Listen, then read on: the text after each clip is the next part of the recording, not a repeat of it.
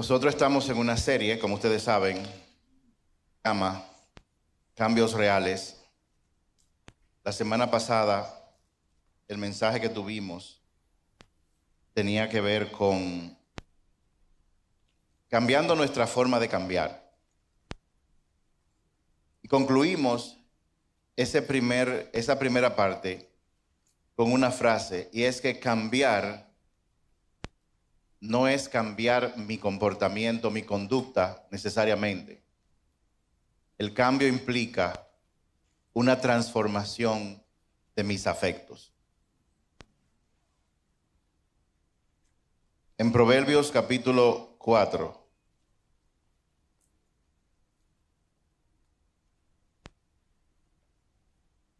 verso 23, dice lo siguiente: sobre todas las cosas, cuida tu corazón, porque éste determina el rumbo de tu vida. Sobre todas las cosas, cuida tu corazón, porque éste determina el curso de tu vida. Eso quiere decir que de todas las cosas que tú y yo cuidamos, Dios nos está diciendo que hay algo que es aquello que tiene que ver con el destino de nuestra vida aquí en la tierra, y es nuestro corazón. Y hoy, para poder cambiar profundamente, como hablamos la semana pasada, nosotros tenemos que entender cuál es la estructura de nuestro corazón, cómo está diseñado nuestro corazón por Dios y cómo funciona. En el día de hoy vamos a hablar bajo el tema Cuida tu corazón. En Mateo capítulo 24,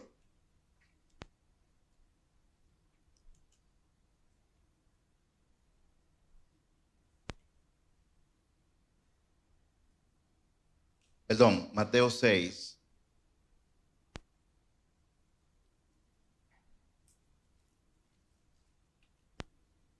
verso 24,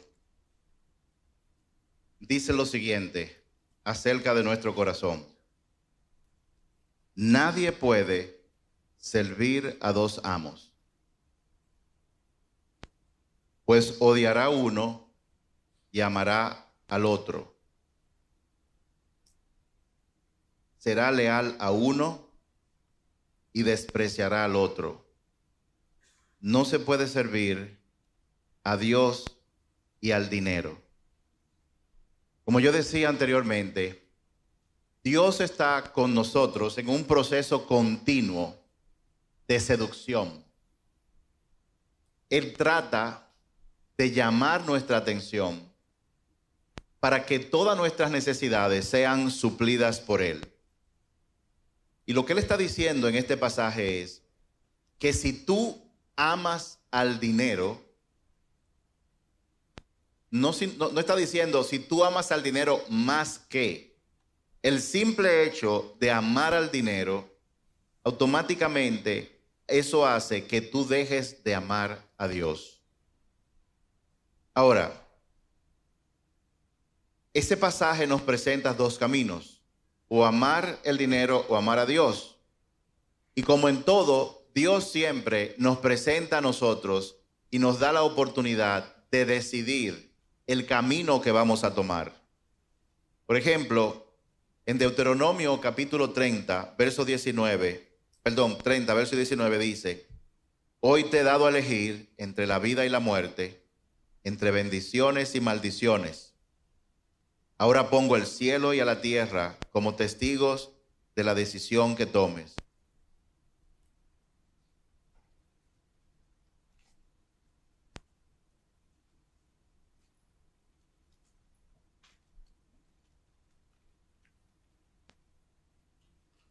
Ahora pongo al cielo y a la tierra como testigos de la decisión que tomes. Ay, si eligieras la vida, para que tú y tus descendientes puedan vivir. O sea, Él nos está presentando dos caminos y dice: yo quisiera que tú elijas la vida para que tú y tu descendencia puedan vivir. Y luego nos dice, puedes elegir esa opción al amar, al obedecer y al comprometerte firmemente con el Señor tu Dios. Esa es la clave para tu vida.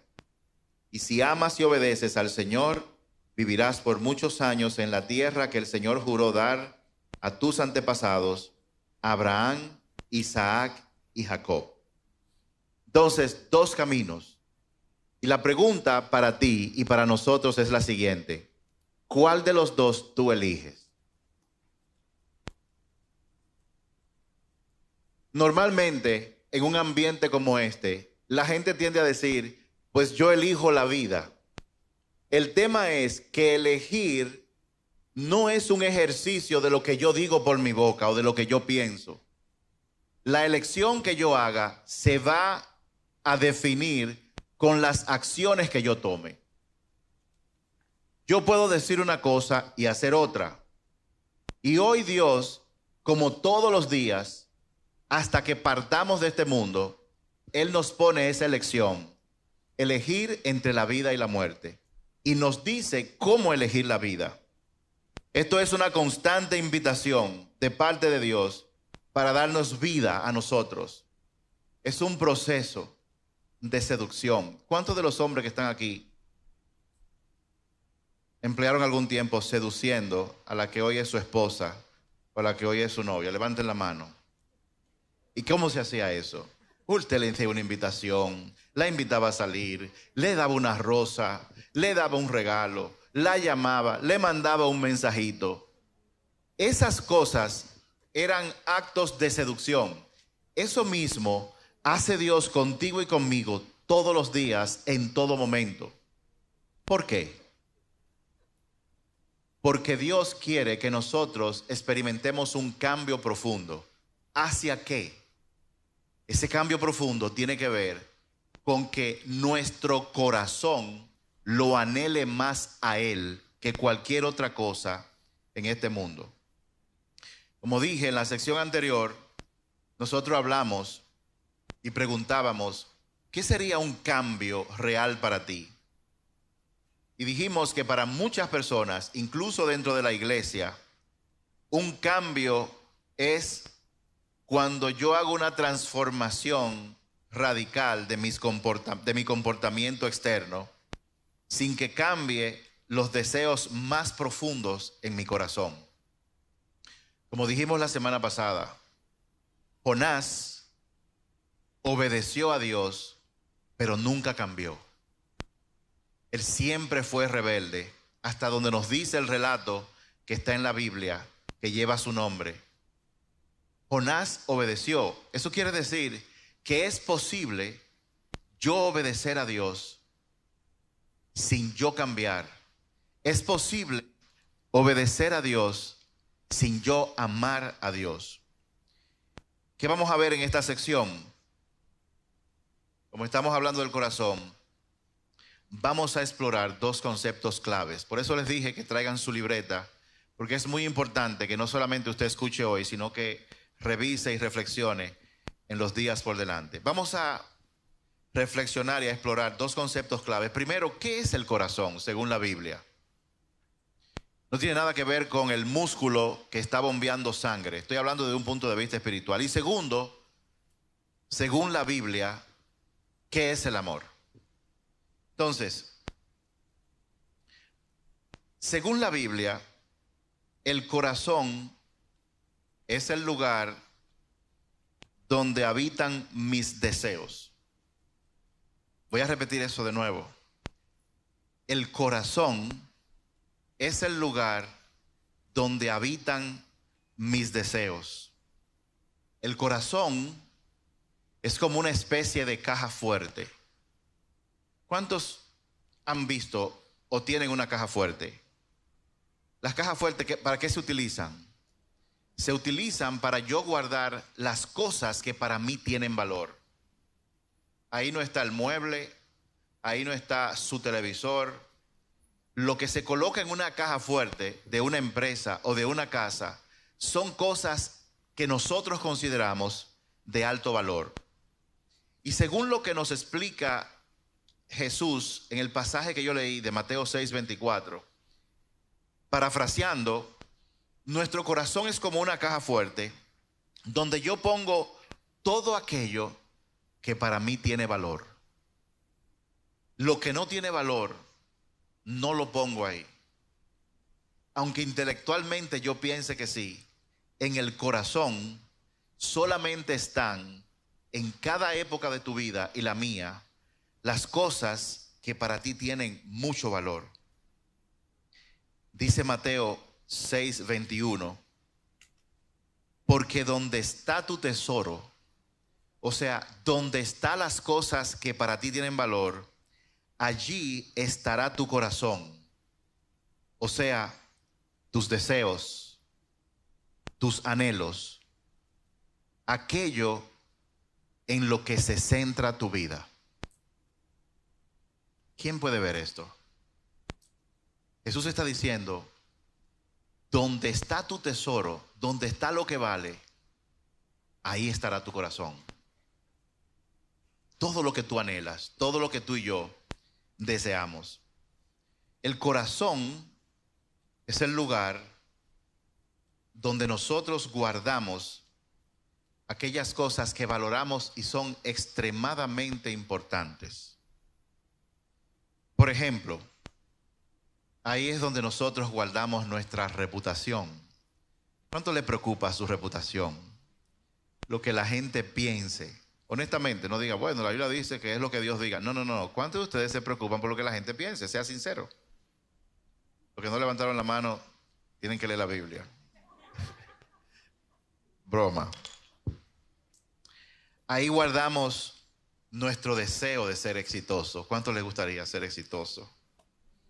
En el corazón también está el anhelo que nosotros tenemos de vernos bien, de mostrar los cuadritos del estómago y también muchos deseos como estos. Este versículo, porque donde está tu tesoro, allí estará tu corazón, nos va a ayudar a entender el segundo concepto clave para lo que vamos a hablar en el día de hoy. ¿Qué es el amor? Jason.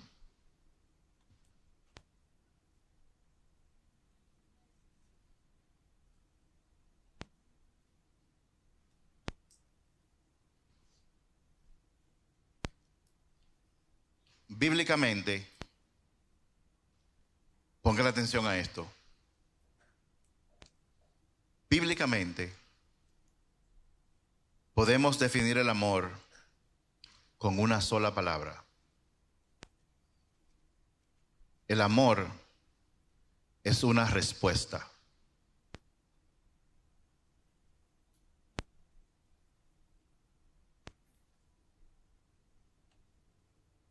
Ponte a pensar. Porque de tal manera amó Dios que dio. El amor es una respuesta. Es la respuesta del corazón frente a todo aquello que para mí se presenta como atractivo. En Mateo 6:21, lo que Jesús estaba diciendo es que cuando tu corazón encuentra un tesoro, cuando tu corazón encuentra algo de mucho valor, no puede hacer otra cosa que ir detrás de eso. Y eso ocurre de manera automática. Nosotros no tenemos ni que pensarlo. Por ejemplo, ¿por qué un muchacho no puede dejar de admirar el cuerpo de una joven? ¿Sabes por qué? Porque ese cuerpo le es atractivo, porque le produce una atracción, y esa atracción genera una respuesta de admiración. A eso Jesús lo llama un tesoro. Todo lo contrario a lo que Dios le había dicho que hicieran para poder tener ese fruto, porque era atractivo para ellos.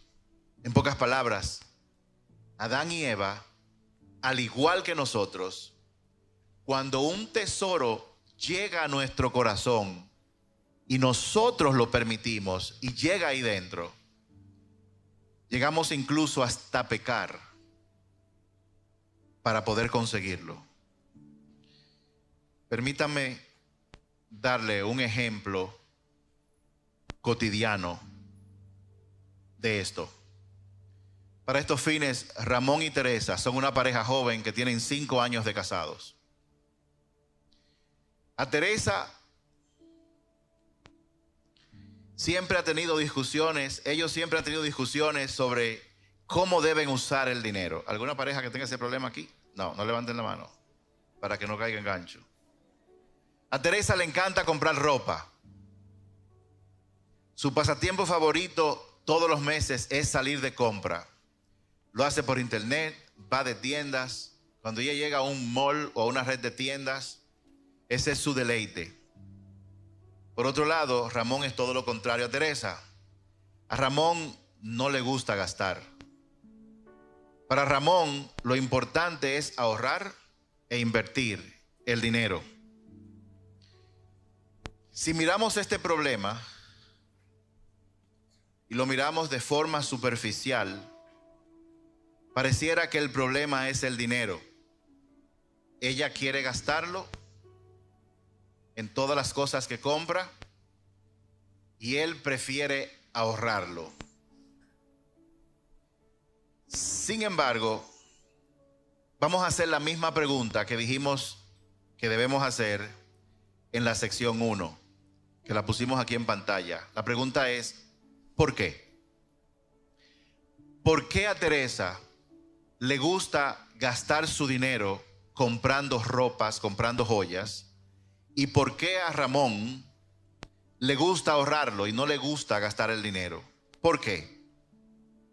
Bueno, en el caso de Teresa, ella le gusta gastar el dinero porque para ella es importante que la vean bella.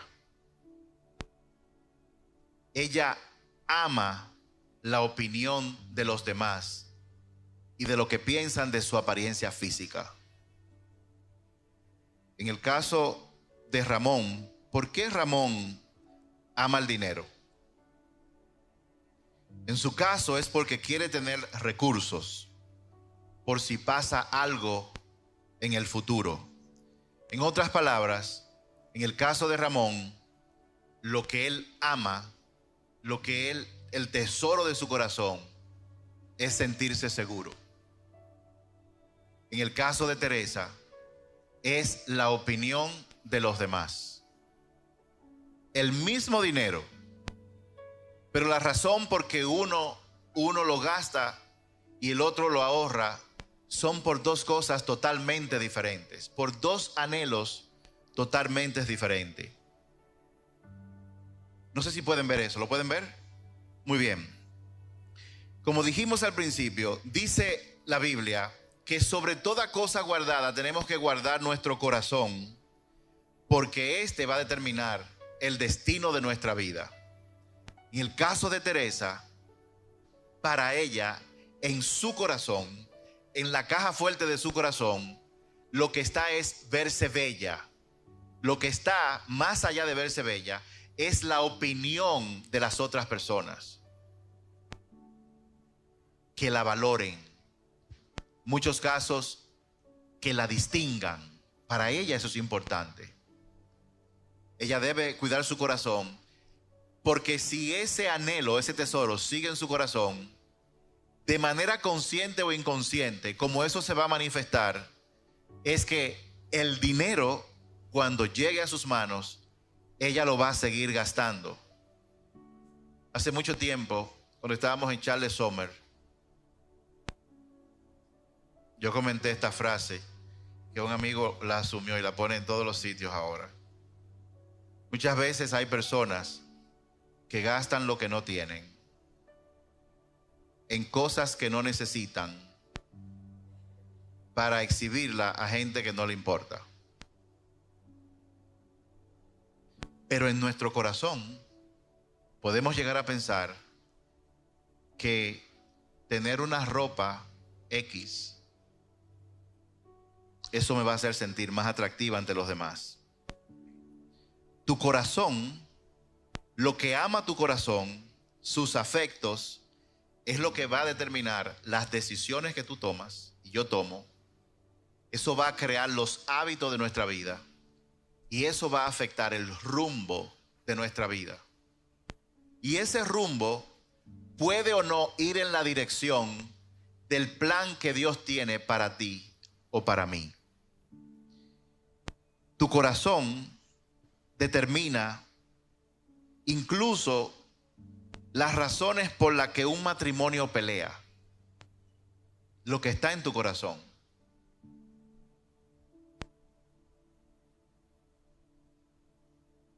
¿Cuáles son tus anhelos más profundos? ¿Saben cuál es el tema?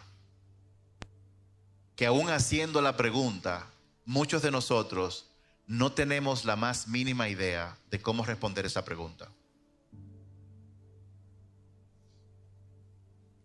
Pero la Biblia dice que por sus frutos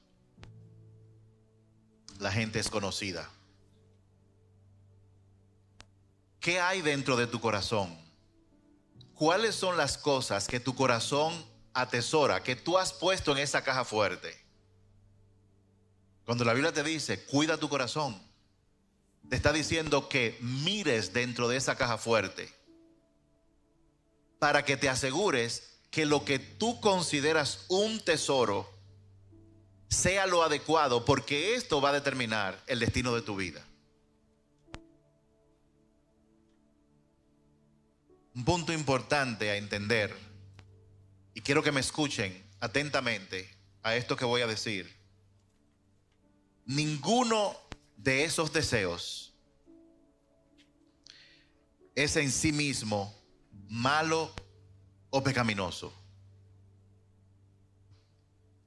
El deseo de yo sentirme seguro no es malo. El deseo de yo sentirme amado, valorado y de tener una buena opinión sobre mí tampoco es malo en sí mismo.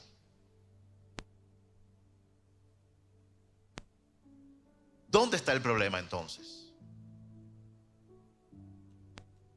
El problema está en dónde está la fuente donde yo busco esa seguridad.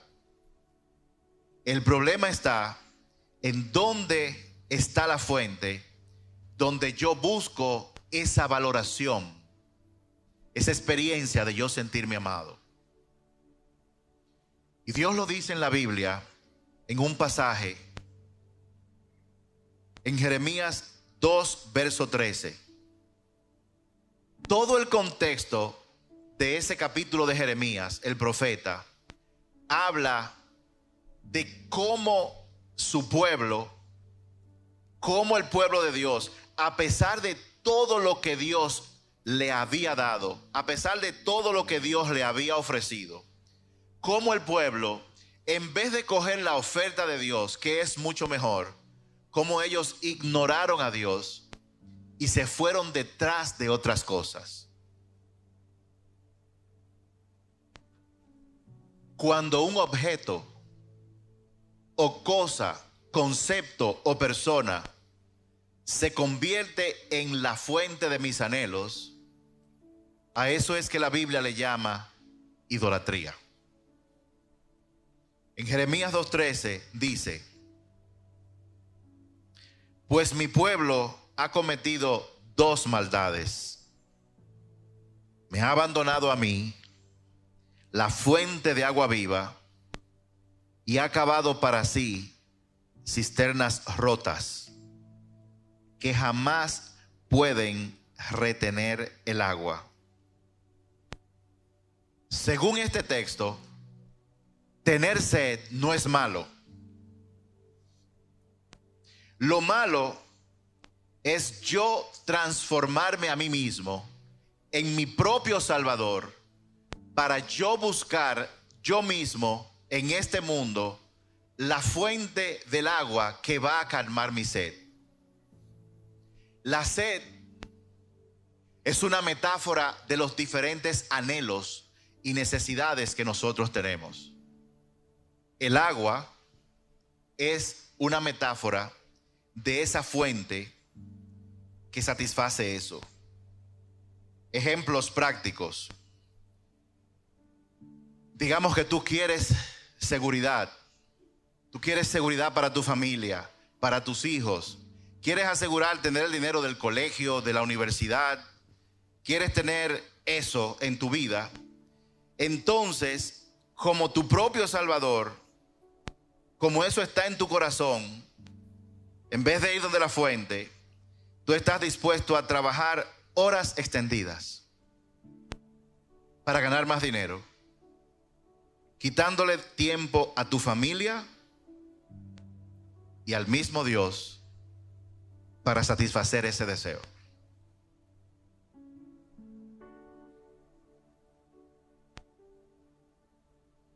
¿Tú quieres ser admirado o admirada y recibir aprobación y validación de otras personas? Cuando te conviertes en tu propia salvadora, entonces estás dispuesta a usar ropa sugestiva y provocadora para recibir la falsa admiración de los hombres y de las demás personas. Hace mucho tiempo mi papá me dijo: las mujeres no compran ropa para exhibírsela a los hombres, sino a otras mujeres.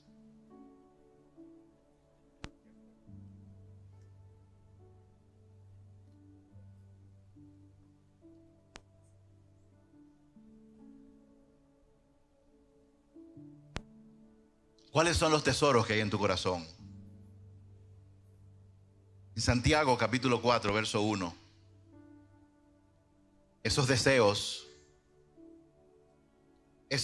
sobredimensionados que nosotros guardamos en el tesoro de nuestro corazón,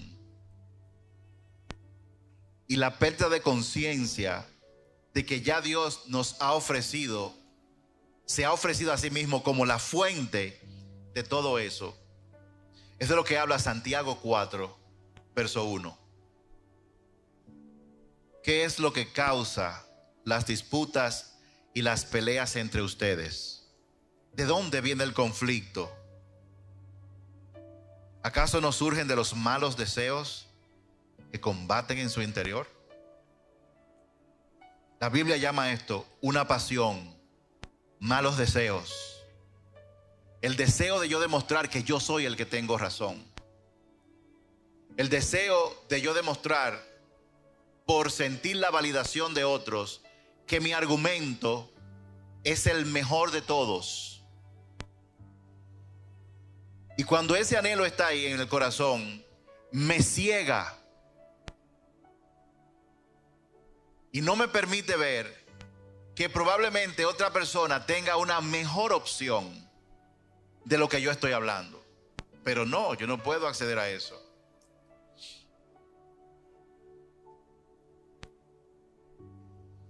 Yo recuerdo que cuando yo crecí bajo el conocimiento de esta realidad, mi papá, médico, se llamaba Rafael Norberto Guillén. Era un hombre brillante, con una inteligencia poco común. Él estudió medicina, lo he dicho otras veces acá, pero una vez un amigo que dirigía uno de los liceos de aquí del país le dijo que su profesora de matemática de secundaria se había enfermado y que él andaba buscando a alguien que lo sustituyera por una semana. Y él le dijo: ¿cuáles son los días? Tal y tal. Y dijo: yo voy, yo lo hago. ¿Y tú sabes de matemáticas? Dice él: a veces. Y él fue y la materia era de álgebra.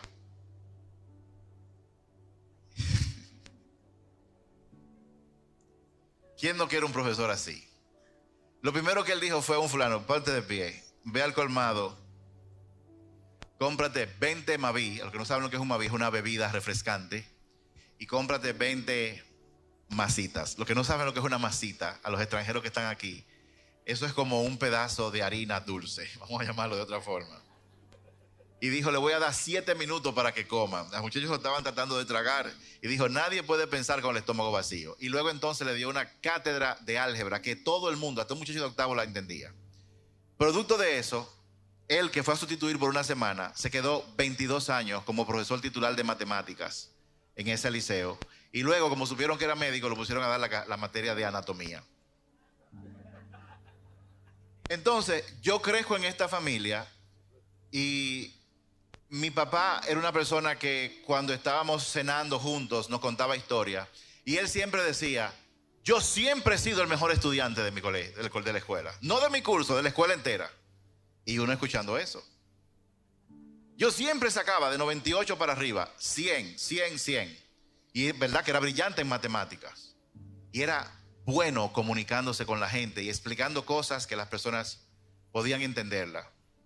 Y yo crecí con eso. Cuando yo voy al colegio como hijo, ¿qué es lo que yo estoy esperando? Yo tengo que ser el mejor. Porque si yo no soy el mejor, entonces no voy a recibir la aprobación de mi papá. Y por eso yo siempre me esforcé para sacar la mejor calificación.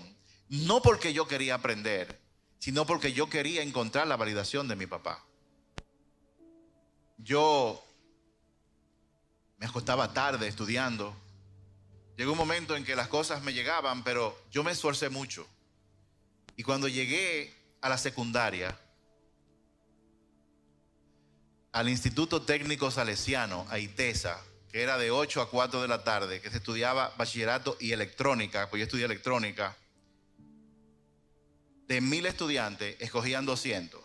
Y de los 200 escogían 24 para el taller de electrónica, porque era el que más demandaba habilidades matemáticas, de física y de inteligencia cognitiva. Me pusieron en electrónica. Yo vengo con mi chip de que yo tengo que ser el mejor. Qué frustrada me di yo. Ahí apareció un compañero de nosotros que se llama Efraín Tejada. Nosotros le cambiamos el nombre, le pusimos Baldor.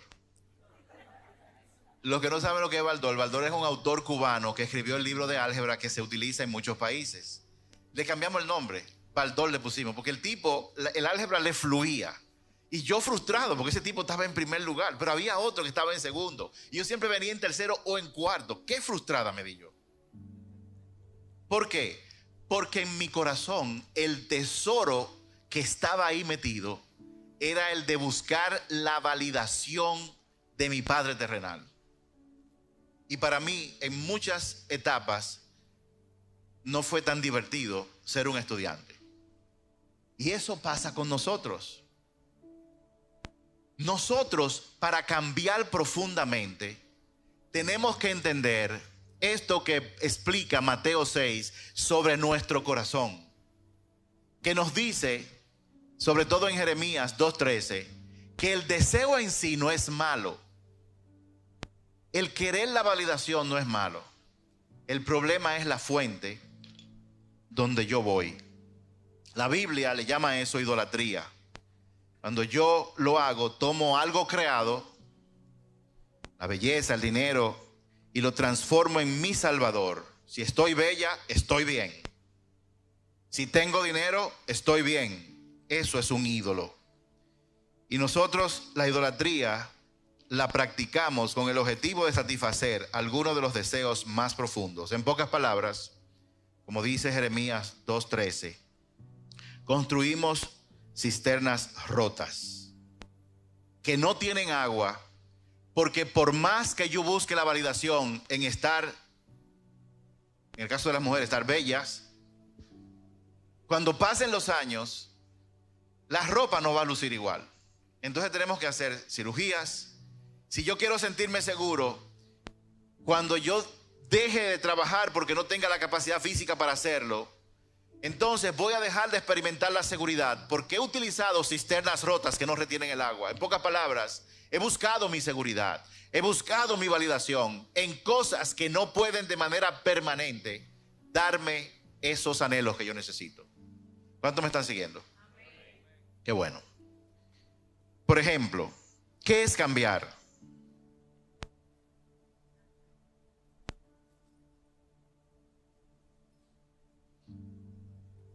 Ante todo lo que hemos visto, ¿qué es cambiar? Cambiar es que el creador y no lo creado sea aquel que satisfaga mis deseos más profundos. Cambiar es lograr, es llegar al punto en que el creador, no lo que él ha creado, satisfaga los deseos más profundos.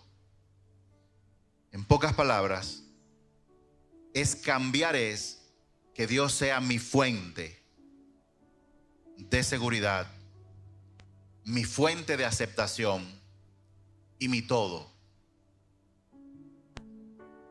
Muy bonito decirlo, pero ¿cómo se hace eso?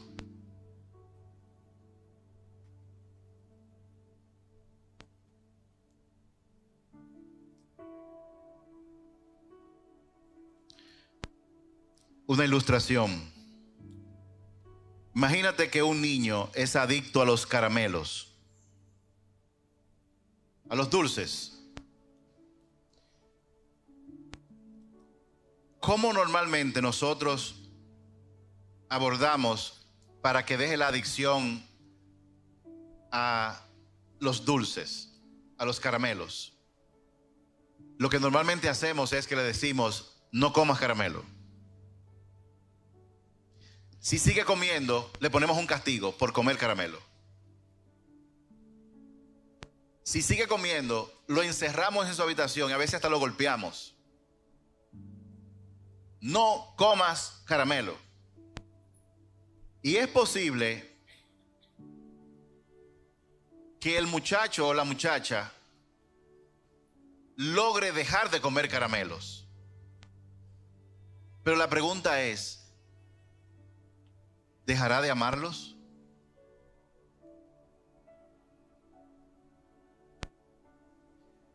Los hombres cristianos no se emborrachan.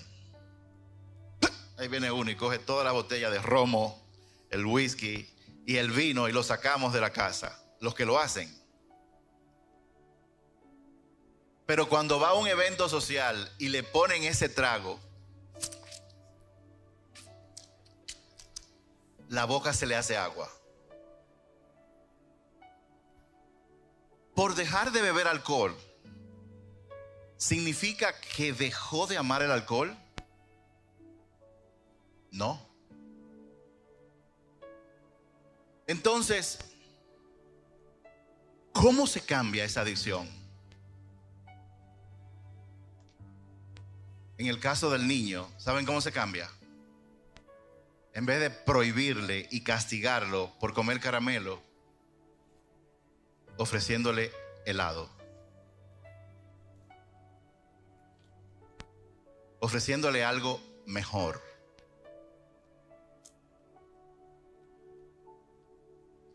En el caso de nuestras adicciones, el helado es Jesús.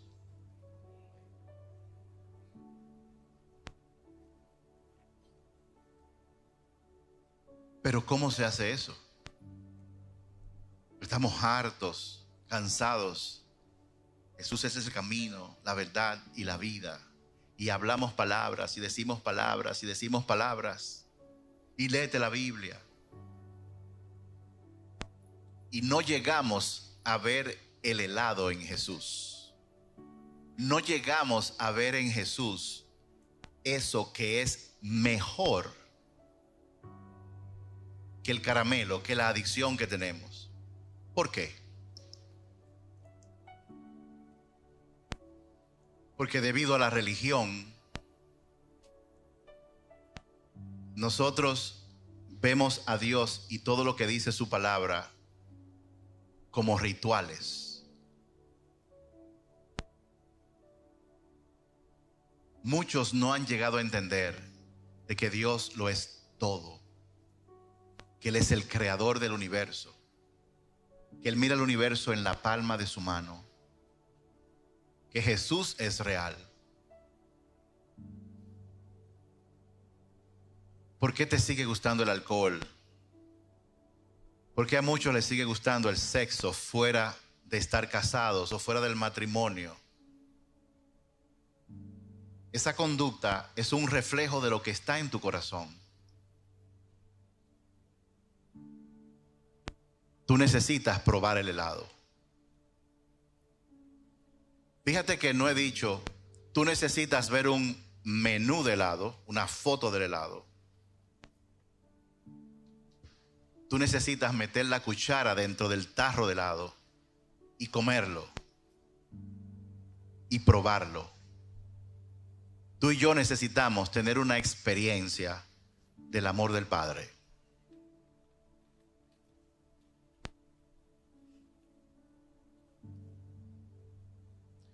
¿Cómo el hijo pródigo experimentó el amor de su papá que no lo había experimentado antes? El que se fue, me refiero. ¿Cómo él lo pudo experimentar?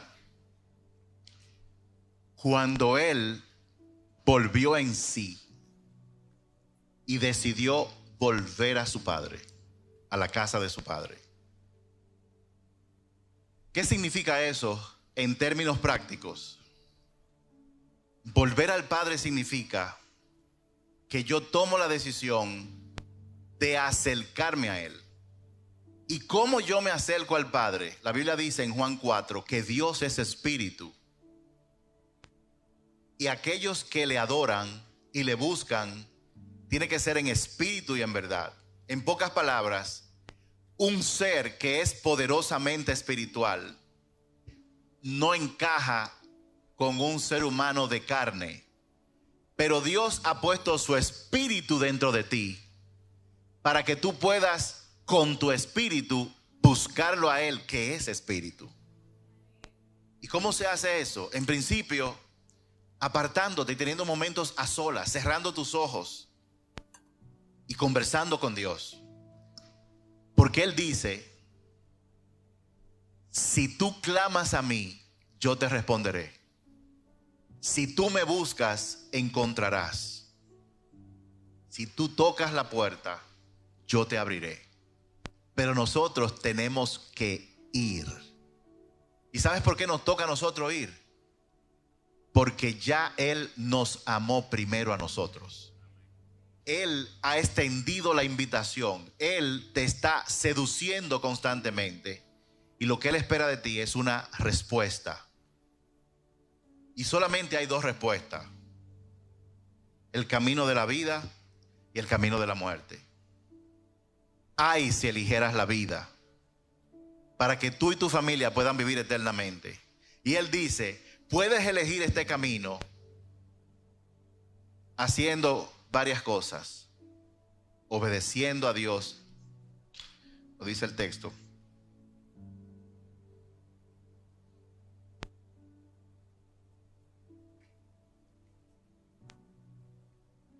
Puedes elegir esa opción, Deuteronomio 30, 19. Al amar, al obedecer y al comprometerte firmemente con el Señor tu Dios. ¿Cómo se hace eso? Amando. ¿Qué significa amar a Dios? ¿Qué dijimos que es el amor? El amor es una respuesta. Amar a Dios significa responder a su invitación. Él quiere ser tu padre. Él quiere que tú lo experimentes como padre. ¿Cuál es nuestra respuesta? O es sí o es no. Decimos que sí intelectualmente, pero decimos que no cuando el lunes, el martes, el miércoles nosotros nos desconectamos de Dios. ¿Sabías tú que orar y conversar con Dios no es solamente cuando tú sacas 10 minutos, 15 minutos en la mañana o en la noche o cuando oramos aquí en el templo? Orar es conversar con Dios. Yo estoy aquí hablando con ustedes y estoy en una conversación con el Espíritu Santo ahora mismo. Yo hablo, él me habla, yo lo escucho, yo repito lo que me dice la mayor parte de las veces. Sí, esa es la realidad.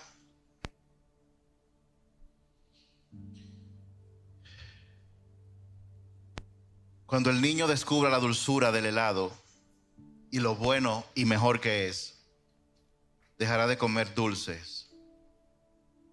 Cuando el alcohólico te dice, yo no soy alcohólico, si usted no puede vivir sin darse un trago, usted es alcohólico.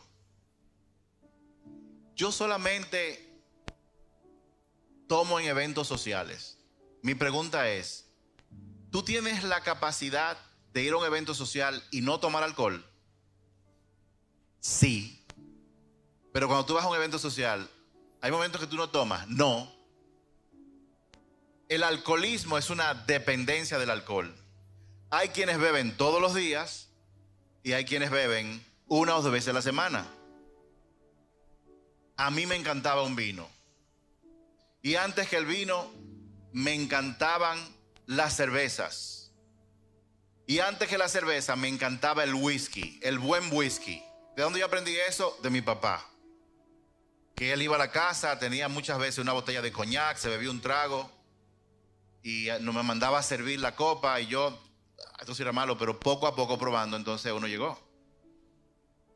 Cuando yo conozco al Señor, bueno, antes de conocer al Señor, debo decir, el Señor estaba trabajando conmigo.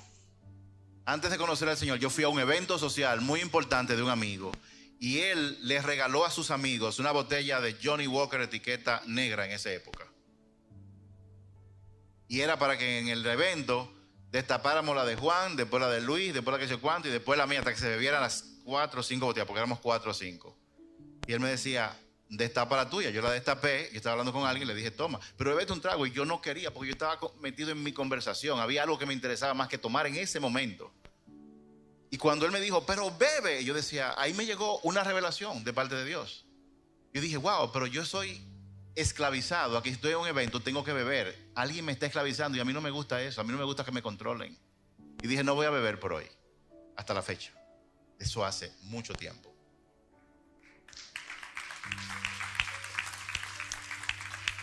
Pero no crean que era que a mí no me gustaba beber.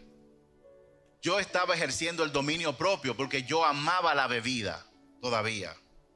Pero yo decía, solamente por hoy, porque tenía un amigo que era alcohólico anónimo y aprendí de él eso, solamente por hoy no me voy a dar un trago. Pero yo amaba la bebida. Luego perdí el amor por el whisky. Luego me di cuenta que lo que me gustaba de la cerveza no era el alcohol, era el sabor a cerveza que me gusta. Y descubrí algo maravilloso, que venden cerveza sin alcohol. Y luego vino, y un bendito cigarro. Y yo decía, después cuando yo volví en sí, yo dije, ¿y por qué yo prendí este cigarro tan hediondo? O sea, ¿y saben qué yo descubrí? Valoración era lo que yo buscaba. Como los amigos lo hacían y ellos imitaban a personas que estaban en posiciones importantes, a otra cosa que yo quería hacer era jugar golf. Sí, porque yo estaba en el mundo de los negocios en Estados Unidos y yo escuchaba a los gurús, los negocios buenos se hacen en el campo de golf. Y yo fui a ver juegos de golf y dije, pero esto sí es fácil, yo juego béisbol, esto es fácil, agarré ese palo, mira, abaniqué como 15 veces. Y yo me puse a coger clases de golf. ¿Por qué? Porque yo buscaba ser validado. Un día, yo no conocía a Dios, un día yo estoy practicando y en la práctica, y Dios que está ahí mirándome como un musulmán, bueno, si tú, para que te coja con tirar piedra, yo te voy a dejar, sigue ahí. Y me dejó. Yo iba a diferentes sitios, sobre todo a Isabel Villas, a practicar. Y un día yo me quedo pensando, ¿y qué yo hago perdiendo mi tiempo con esto? E incluso me encontré con un amigo en Estados Unidos que me regaló un juego de palos carísimo. Me lo regaló. Yo dije, wow, esto tiene que ser una señal de que yo tengo que aprender a jugar golf. Pero nunca me gustó el golf. Y un día dije yo, a mí no me tiene que gustar el golf. Otro día, buscando la validación con un cliente, encontré un cliente, director de recursos humanos de una empresa importante, que el tipo bien, tenía una moto Harley. Y yo le dije a Idelka, yo quiero comprarme una Harley. Ustedes se imaginan a este personaje montado con Hildeca en la cola. ¿Cuántos se le imaginan a ella con su traje de cuero y con su águila y del que yo en ese motor andando? Óigame, y estuve a punto de comprarme una Harley. ¿Por qué? Un tesoro en mi corazón que quería sentirme validado. Y cuando yo dije, pero yo no tengo que tener una motora, yo no me veo. O dándole yo no me veo en eso. Yo no me veía. Y yo dije, yo no tengo por qué hacer esto porque otros lo hagan. Se fue el golf, se fue el alcohol, se fue la moto, se fue todo eso. Yo voy al golf y tengo que cargar los palos a alguien, se lo cargo. Eso es todo lo que yo hago. Pero ni siquiera eso. ¿Cuáles son tus anhelos más profundos? Cuando la Biblia dice, de toda cosa guardada, cuida tu corazón, significa que tú tienes que apartarte para hacerte esa pregunta. ¿Cuáles son esos anhelos que yo tengo y que estoy buscando en otra fuente para satisfacerlo? Miren, hay gente que todavía siguen con su mentalidad de golf y no son buenos jugando golf. Gastan dinero en palos de golf, gastan dinero en prácticas, gastan dinero en bebidas. ¿Para qué? Para sentirse validados.